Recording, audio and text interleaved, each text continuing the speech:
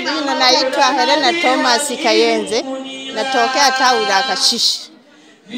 Mama Samia alichofanya sana cha muhimu hii kata ya Nyamhongolo ni barabara.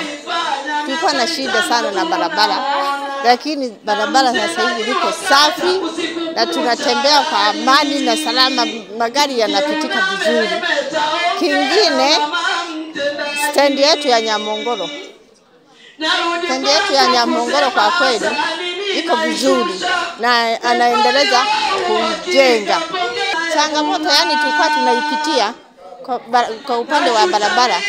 Tulikuwa tunatembea kwa yani ilikuwa matope tu. Ilikuwa matope. Yani tulikuwa tutembea na viatu.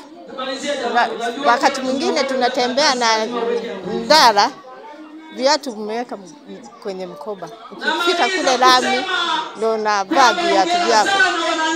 Lakini sasa hivi yani tuko safi kabisa, barabara liko vizuri kabisa. Yani Mama Samia kwa kweli yuko vizuri na tunamwahidi kula zote tunampa za ndio. Huyo ni mama yetu na anafanya mazuri kwa kweli. Kwa majina naitwa Deus Matias Maduka, ni mwenyeji pia wa Nyamhongolo, lakini pia ni katibu mwenezi wa tawi la Nyamhongolo. Binafsi ni shukuru sana uongozi wa mama, lakini pamoja na mheshimiwa mbunge, pamoja na mheshimiwa diwani wa kata yetu ya Nyamhongolo kwa kazi ambayo wameifanya kwa maana ya eneo letu husika. Binafsi kwenye miaka mitano tulikuwa na hali mbaya sana katika eneo letu la Nyamhongolo. Kwenye miaka mitano hii, tuseme miaka 10 mpaka hii sasa tuliopo, tumekuwa na vitu vingi sana ambavyo vimefanyika katika eneo letu ambavyo hatukuvitarajia. Lakini hususan nikizungumzia miundombinu ya barabara. Kwenye miaka mitano hii miundombinu ya barabara haikuwa rafiki kwa sababu ilifikia sehemu hata magari yakawa yapandi kabisa Nyamhongolo. Kwa hiyo tulikuwa na hali mbaya. Lakini tushukuru Mheshimiwa Rais pamoja na mbunge, lakini pamoja na diwani wetu kwa ushirikiano wao kuhakikisha Nyamhongolo tunapata barabara nzuri ya rami ambayo kwa sasa kwa kweli tumesahau changamoto ya miundombinu ya barabara. Tunatarajia kwenda mwezi wa 7 umeme uweze kuwaka kwenye mtaa wa Mabii kwa mstaafu Mzee Mpemba kule marehemu.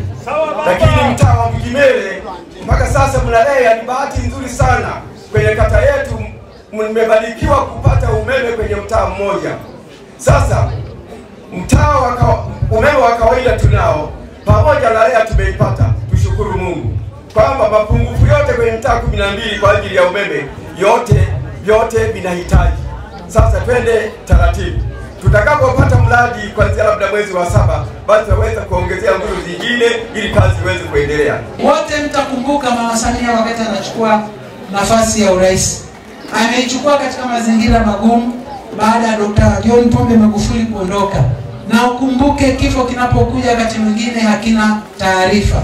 Hawakuweza kukaa pamoja na kuambizana sasa mimi naondoka na kuachia 1, 2, 3. Alichukua katika mazingira magumu, lakini mama amesimama, akaja na ajenda yake kwanza ya kugusa jamii moja kwa moja. Na alianzia kwenye sekta ya elimu, akaja afya, akaja maji, akaja miundombinu, lakini pia kwenye mifugo na uvuvi amefanya kazi kubwa. Wote ni mashahidi. 2021 wakati ameingia, pesa ya kwanza kabisa kuipokea ni ile ya uviko. Tulipokea bilioni 1,940,000 ambayo ilikwenda kujenga madarasa 210 katika shule zetu zote za sekondari, lakini pamoja na kuboresha ofisi za walimu ambazo zimewekewa vyoo ndani ya ofisi za walimu, jambo ambalo halikuwepo. Ni kitu alichoanza nacho. Na alianza na hiyo kwanza akitaka kupunguza haba ya wazazi waliokuwa nayo. Kila inapofika mwezi wa 9 wa 10, wazazi mlikuwa mnakamatwa kwa ajili ya kuchangia ujenzi wa madarasa ili watoto wa kidato cha kwanza waingie. Hilo lipo, limepungua au limekwisha kabisa? Limekwisha, sio? Ndio kazi aliyoanza nayo Mama Samia, maana aliona huduma za jamii bado zinalegalega. Akaja kwenye sekta ya afya. Afya tulikuwa hatuna hospitali ya wilaya. Tulikuwa na vituo vya afya 3, lakini ametongezea vituo vya afya 2, cha Kayenze pamoja na Kuswelu, na tukapewa na hospitali ya wilaya ambayo tulikuwa nayo. lakini ameboresha zaidi kituo cha afya cha Buzuruga ambacho sasa kinatumika nacho tafikiri ni hospitali ya wilaya kwa sababu ya miundombinu yote iliyowekwa pale. Kwa hiyo alikwenda kule kuboresha ili pia kuondoa adha ya wananchi. Mama Samia oye! Akaja pia na afya ya jamii kwa maana ya bima kwa wote ambazo sasa zinaendelea kutolewa. Mheshimiwa Rais hakuishia hapo. Mheshimiwa Rais aliingia pia katika swala zima la elimu ya msingi kuboresha kama alivyoboresha sekondari. Kwa manispaa yetu ya Ilemela tulipokea zaidi ya bilioni 86.6 ambazo bilioni 20 zimekwenda kwenye elimu ya sekondari, bilioni 8 zimekwenda kwenye elimu ya msingi, bilioni 5 zimeenda kwenye afya, bilioni 13 zimeenda kwenye kukamilisha kituo chetu cha mabasi ambacho kilikuwa kijakamilika, lakini tumepata zaidi ya bilioni 53 kwa ajili ya barabara, ikiwemo hii ya kwenu hapa kilomita 9 pamoja na ile ya Busenga, jumla ya bilioni 23 zimetumika. Lakini kuna barabara zingine kilomita 13 katika maeneo ya Nyamanoro kule kuka Mji Mwema ambako kuna barabara zilitengenezwa nazo zinaunganisha.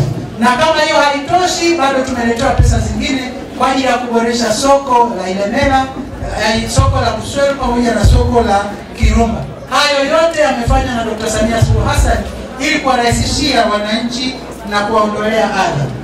Ilemela ilikuwa haina sifa ya kuwa na umeme wa REA. Wote ni mashahidi, hapa ni mjini. Umeme wetu tunatakiwa kuunga kwa 320,000. Lakini Dr. Samia Suluhu Hassan akatuletea mitaa 15 kwa ajili ya kupata umeme, na hapa kwenu mitaa ngapi? Walipata mtaa wa Bujimelo kwa sababu huku inakuwa kwa kasi, lakini wenzenu kule Kugogwa, Shibula, kwenda kule Kahama na